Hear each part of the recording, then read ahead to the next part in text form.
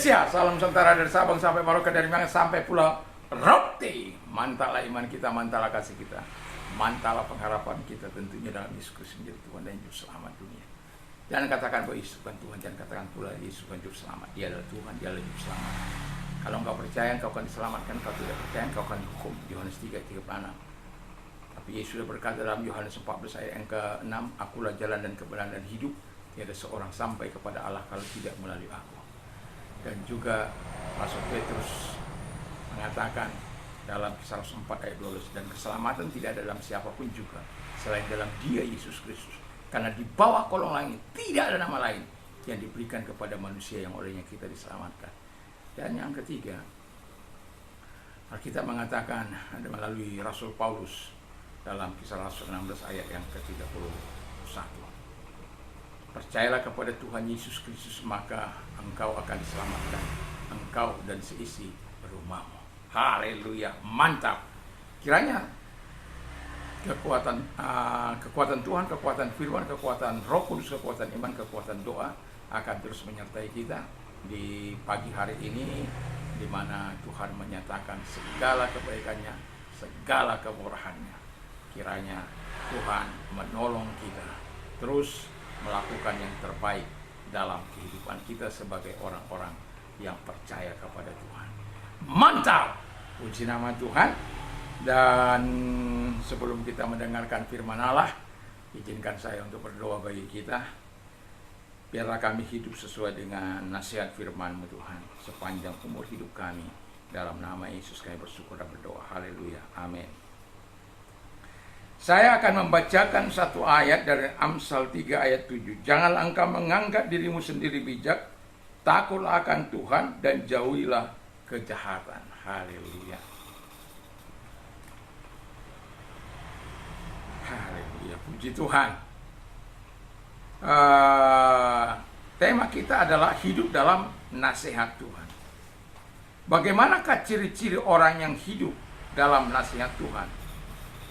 Ciri-ciri orang yang mau hidup dalam nasihat Tuhan menurut Amsal 3 ayat 7 adalah, yang pertama, tidak menganggap diri sendiri bijak. Bijaksana, bijak sini. Kalau bijaksana berarti sesuatu yang dipimpin oleh Tuhan. Kalau bijak sini, aku yang memimpin. Aku yang berkuasa. Karena bijak sini, bukan bijaksana. Puji nama Tuhan. Ayub ngomong dalam 28, ayat 28 ayat 28 bahwa orang jujur, saleh, takut akan Tuhan. Jadi artinya begini, bahwa ketika kita hidup dengan tidak menganggap diri sendiri bijak, kita akan menjadi orang yang saleh, kita akan menjadi orang yang jujur, kita akan menjadi orang yang takut akan Tuhan, kita akan menjauhi yang jahat dan lain sebagainya. Karena kita tidak menurut diri kita yang bijak. Tetapi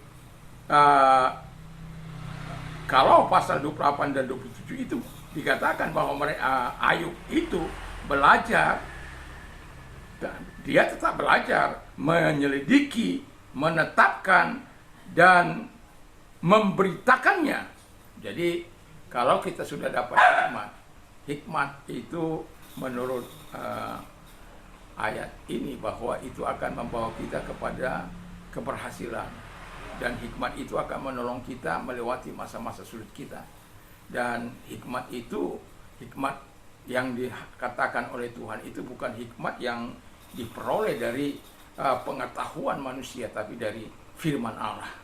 Dan ketika kita hidup sesuai dengan firman Allah, hidup dengan hikmat Tuhan itu, maka kita akan merdeka. Tapi ketika kita hidup menurut kata-kata manusia, kita seringkali diombang-ambingkan. Tapi kalau kita hidup di dalam kuasa firman, yakin dan percayalah, Tuhan tidak akan pernah menyesatkan engkau. Jadi tidak menganggap diri sendiri bijak itu berarti, dengan kata lain, dia membutuhkan Tuhan dalam hidupnya. Saya, saudara, kita semua membutuhkan Tuhan dalam hidup kita. Karena kita bukanlah orang yang menganggap diri kita bijak. Karena kita tidak menganggap diri kita bijak, kita perlu pengandalan kepada sesuatu yang kita yakini, yang kita percaya dapat menolong kita, yaitu Tuhan yang kita kenal dalam nama Yesus Kristus.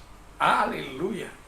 Jadi ketika kita tidak menganggap diri kita bijak, berarti pengandalan kita kepada Tuhan, kepercayaan kita, keyakinan kita akan tuntunan, akan bimbingan Tuhan, akan kebaikan Tuhan, akan kita serahkan sepenuhnya kepada Dia, bukan kepada kita atau kepada diri sendiri, tapi kepada Tuhan. Bukan berarti kita tidak mengambil kebijakan-kebijakan atau keputusan-keputusan, tetapi ada acuannya, yaitu kebenaran firman Allah.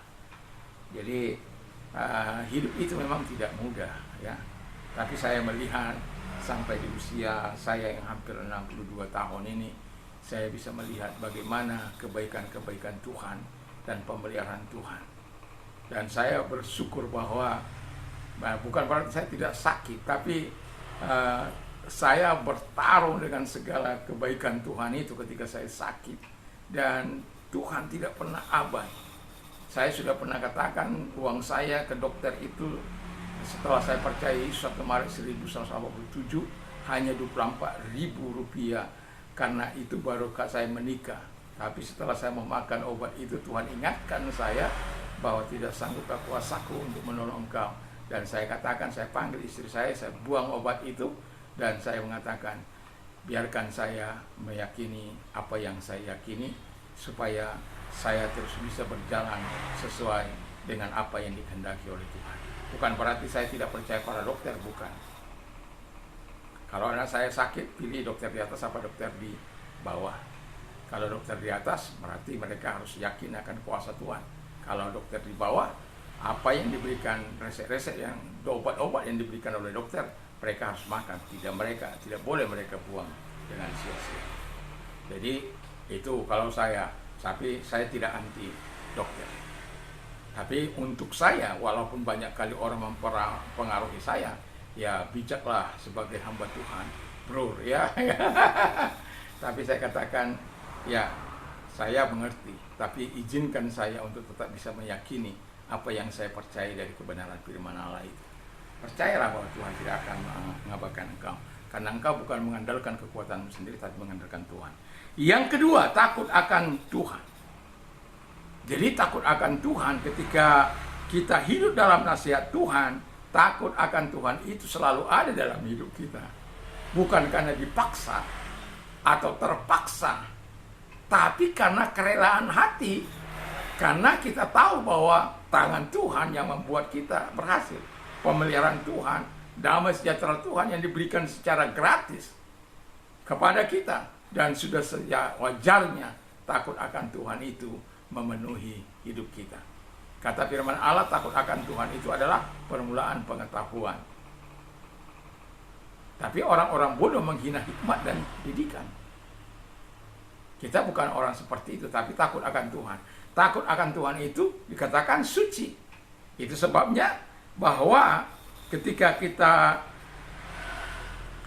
takut akan Tuhan, hidup kita itu akan melakukan apa yang sesuai dengan firman Allah. Dan saya suka dalam Yohanes Amsal 14 ayat yang ke 26-27 itu. Dalam takut akan Tuhan ada ketentraman yang besar, dan ada perlindungan bagi anak-anaknya. Wow. Bukan hanya itu, dalam takut akan Tuhan adalah sumber kehidupan, dan orang akan terhindar dari jerat-jerat maut. Wow. Jadi takut akan Tuhan yang Tuhan berikan di hati kita, dan kita hidup karena kerelaan hati kita, bukan karena terpaksa atau dipaksa, itu akan membawa dampak yang sangat luar biasa. Bukan hanya bagi diri kita yang takut akan Tuhan, tapi bagi anak-anak kita. Ketika ada orang ingin menjerat dengan jerat-jerat maut itu untuk mencelakakan kita, ingat, Tuhan itu senantiasa akan menolong kita. Kita tidak perlu bagaimana mungkin, Tapi saya sudah melewati banyak hal dari situ, yang sampai kepada kepolisian dan lain sebagainya. Tapi saya bersyukur saya masih tetap bisa melewati masa-masa itu. Karena apa? Saya bukanlah orang yang mau hidup dalam kedagingan, tapi saya mau hidup dalam takut akan Tuhan. Itu sebabnya saya tidak pernah takut menghadapi siapapun, karena saya tahu Tuhan adalah pembelaku. Dan itu sebabnya takut akan Tuhan ini harus ada dalam kehidupan kita. Dan yang ketiga, orang yang dikatakan hidup dalam nasihat Tuhan itu, ciri-ciri orang yang hidup dalam nasihat Tuhan menurut Amsal 3 ayat 7 adalah menjauhi yang jahat. Kita tahu bahwa takut akan Tuhan itu membenci kejahatan, benci kepada kecongkakan, dan juga